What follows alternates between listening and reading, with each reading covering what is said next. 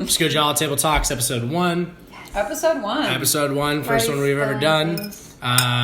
As you guys know, we already do something called TV dinner, where we have our friends over for a dinner party, and we do live music, and we just showcase up-and-coming talent. But we've also had a lot of friends that have wanted to come on the show that want to just talk about things, talk about life, talk about what's going on, talk about the world that we live in today. And we figure out what better way to do it than have dinner with someone. Just sit down and talk about these things. So, what'd you make for us today? I made a garden pasta with spinach, tomatoes, garlic, onion, squash, lots of and mushroom. Sarah helped me in the kitchen. Shouts out. We have to cook things vegan for Tay. Vegetarian, sorry. And then I always add the meat on the side. So for us meat lovers, we got some chicken on the side. And we just put it in the pasta, and there you go. That's the pasta you got. Should we cheers before we start? Absolutely. Thank you for everybody. the champagne. Of course. Cheers. Thanks for having me. Cheers. Yes. Are you supposed to touch the table? Okay, that's me. All right. So tell us a little bit about yourself, Sarah. Well, my mouth is full, Sorry. so I'll start there. That's the best time. I work at Icon Collective, a music production school, and I'm the branding and events coordinator, which is a lot of fun. And I also have a feminist blog and podcast. So I'm super fun at parties. Always bringing up feminist shit. And right now I host a small women's event at my house every month for the women in my community. And we get together and we do all sorts of amazing things and empower each other and support each other and connect. And I'm also trying to organize another tattoo fundraiser for Planned Parenthood. So I love that. working on that, yeah. And then also surviving as a woman. It takes a lot out of me, you know? Cheers to you. Yes, Cheers to you. ma'am. Cheers. Cheers to women. Sorry, guys. Oh, Cheers to you women. can cheers to us anyway. No, I love women. Women are great. Mm-hmm. So yeah, I'm trying to write more. I'm trying to get more involved in the community and that kind of thing to soothe my anxiety about the world. How's it being a woman in the entertainment industry for you? It's weird. I never really consider myself in the entertainment industry because I don't make music. I'm around producers. I'm married to a producer, but it's cool. I learn a lot being around young artists, especially young male artists, and there's always so much more to learn. And it's been really great. I can take some classes at Icon, which is cool and helps me get to know them on a deeper level and understand the art. And then I feel as a writer and as a creative, you always kind of vibe with other creatives, For no sure. matter what medium. Yeah. Right. I've worked with a couple of them, even if it's helping write a bio or whatever. I enjoy that. I enjoy feeling a little bit, I'm here. So Yeah. that's Right. really fun. Yeah. I get to kind of dabble a little bit without the pressure of trying to compete with them with their Right. music. So it's been really awesome. And we're seeing more, female students come in, which is really, really great. Super great. So that's what I'm really excited about, honestly. I'm Cool. excited to work on kind of initiatives that help integrate the female students a little bit better and just kind of create that community. I think everybody, especially in LA, it's kind of hard to find a community. So I want to be part of building one, kind of going back to basics, especially Cool. since this year was so weird and unprecedented. Right. That it's all right, maybe we could just strip it all down and get back to the community, get back to caring about your neighbors, Right. caring about your Which friends. is, I feel the number one most important thing that Yeah. we could possibly do Exactly. right now. For sure. that's all we got, so And that's what women do. yeah, exactly. We nurture and bring people together. Most Amen. of us. Amen. I think that this year, while it was a very strange and funky year, was a strong year for women. And Oh, yeah. I think that the reason we saw that is because I feel the world was in such a dire place. Totally. And we did need nurturers and people who want to take care of one another. And that's what we saw a lot of this year. A lot of women leadership. I think we needed a crisis. Yeah, I agree. I feel we needed a crisis. We're, that's kind of the part that I agree with in terms of the older generation feeling millennials are entitled. I just feel we never had a real crisis. I agree. Thank God, We're that's blessed. amazing. We're lucky, but also that kept a lot of us not doing shit or not really paying attention Yeah. or whatever it was. You would hear things like women are equal or women are, it's Yeah. fine now. And it's we were in such a bubble, especially in Right. California. Especially in California. Yeah. Especially. So now it's the bubble burst. It's over. Right. You got to get involved. You got to participate. The luxuries we have aren't guaranteed and they could be rolled back, and Right. clearly we're seeing some of that happening. So I felt like personally, like I had been trying to do a lot of reading, a lot of like self-discovery, and then Trump got elected and it felt like I was a sleeper agent and I got activated, you know? I was like, okay, it's game on. Life got real. Yeah. Yeah, and I think a lot of people resonated with that, and you know. And when I feel people say millennials are entitled, I think it's more in the fact that we have all these reality TV shows that overshow the people who are entitled, because there's so many of us that I don't think know exactly what the word entitled means. I think down to being a certain color, we're all entitled to certain things that other people aren't. But I think for the most part, our generation is the least entitled generation, because we know anything is possible, so we're going to make anything possible happen at this point, and we all want so much for ourselves. Yeah. So how entitled can we be when there are like all these news reports of millennials crashing tobacco industry and ruining newspaper industry? It's like because we're saving paper and not smoking cigarettes anymore. yeah, totally. So, totally. It's the why. Yeah. And I think I feel like the entitled thing has been placed on like valuing yourself, and it's like that's its own struggle just to learn how to value yourself. And one of those challenges is like a lot of people are going to tell you you're entitled, and you have to like do your own kind of like due diligence and figure out your worth and your value, and not let other people just tell you you're doing too much or asking for too much. So you just recently started getting really into more feminist action this past year? I think it really hit. I was working this like just kind of like unorthodox job. It was like a lot of travel, and it was really exciting because I was young. I was super excited. I consider myself a hard worker. I really like find joy in like climbing up the ladder and like, you know, killing it and all that stuff. So I struggled a lot in this job because I loved it and I was doing well. I was working for somebody who was just an asshole. I mean, to just put it bluntly. He was like a misogynist and like felt like he could talk to anybody however he wanted. But so of course with women, it was like a specific type of like language and attitude, and therefore limited opportunity to move up, I felt like. And I just needed to understand that. Like I didn't get it. I didn't get how you could like work really hard and it's still not get anywhere. Yeah. So it was hard for me to leave that job because I liked the actual work, but I just valued myself, and I felt like I kept being told that I wasn't worth shit, but I was like looking around like I am doing shit, like I am worth it, and this is confusing to me. And I know you need me, and I don't understand why you're letting me walk away, you know? Ego. So I read Sheryl Sandberg's book. That was probably like the first, okay, like I need to read like a business-oriented book for women. What's the book? It's called Lean In. It doesn't cover everything. Sheryl Sandberg is the former COO of Facebook. Oh, yeah. So again, she's white, you know, from a privileged class, we get it. So it's kind of like has those limitations, but it was still like a door for me where it was like, okay, I'm not alone in this. Other women have felt like this. It's real. Like things do happen. And then you look and it just was a rabbit hole. Like I wanted to know everything. I wanted to know the history and how everything became the way it was and why it was like that and all this stuff. And then the more you know, like you can't ever unknow. Yeah. So I left that job in early 2012. And then I got a job at Icon that summer. Nice. So that was really awesome and a complete difference, but it kept me on that track. And again, like I'm Arab and I'm Muslim, and that comes with its own like things about like how women are raised versus how boys are raised, you know, girls and boys. So I just wanted to learn all about that. I wanted to keep learning. And then it was like Trump got elected and I was like, oh shit. Like I've been preparing for this for the past couple of years. Like this is my chance. It's here. Right. But I think everybody woke up in their own way when that happened for whatever. For me, it felt like I had been reading all this, not knowing what it was going to lead to, just knowing that I wanted to know more. And then it felt like, oh, okay, like I can do stuff. And, you know, it was immediately after, you know, the inauguration, they had the march. So I ended up going alone because it was my husband's birthday. And so we stayed up super late. But I was like, I'm going to this fucking thing. You know, I have to go to this. So we slept late, but I like got up early. I just went down, ended up like finding parking super easily, which was crazy. And just like walked 2 blocks and I ended up right in the center of like where everybody was. It was amazing. So that was a life-changing experience. Yeah, just awesome. I mean, 1 million people. It was insane. 1 million people.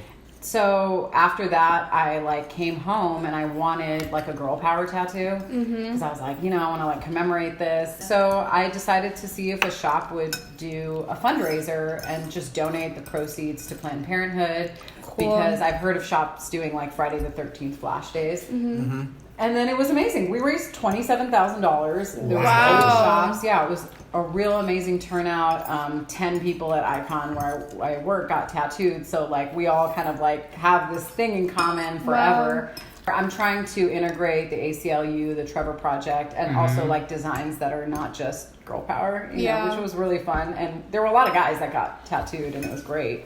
So I'm trying to do that again and different ways that you can kind of fight back. And I feel like living in California, you have this like support because the whole state is more or less on the same page. in human rights. Yeah, you know? yeah. No biggie. It just believes that people deserve equal opportunity. Right. Yeah. So that was really amazing. And so I just feel like it was my calling. I did journalism in school. I didn't really know, like kind of like what you were talking about earlier when we were chatting, like about, you know, what it was, but it was like it's here somewhere. Yeah. So I'm still very much in that stage of like, I don't know, but I'm suited up and I'm ready for this fight, whatever it is. Right. And that's all I kind of care about. So yeah, I'm excited. And like getting the girls together has been great just because like no matter how well I think I set it up, it always ends up being way bomber because the people that come it just turns into its own thing. And they have like different genuine conversations. Thing that you're doing that it attracts genuine people. Yeah. Sure. And then I could never manufacture that, you know, I can't. So it's just like, I'm just doing what I can. And it's been fun. It's been really awesome. I could definitely resonate with the awakening element at least.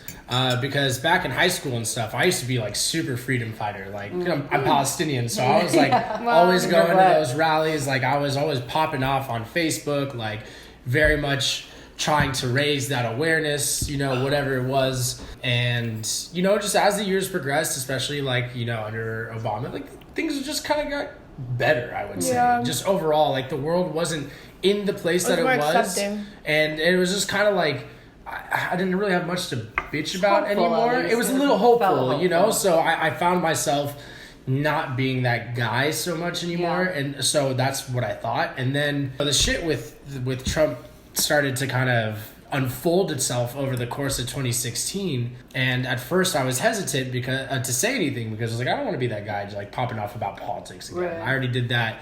And I felt that that's not me anymore. It's not me anymore. I put that in my past. Me. That's the old me. Because I truly never thought that it would get to the point that we're at now. Yeah. And it did. And after it did, it's kind of when my awakening happened. It was like, why am I censoring myself? Right. Yeah. What's the point? Like, what justice am I doing anyone by not making my voice heard? And it's not that I'm yelling at people or anything, but it's like there's dialogues that need to be happening. There are conversations that need to be happening, which is why we're even filming this thing or doing this thing and wanting to make it a consistent thing. It's for you guys to really show the importance of like dialogue needs to happen.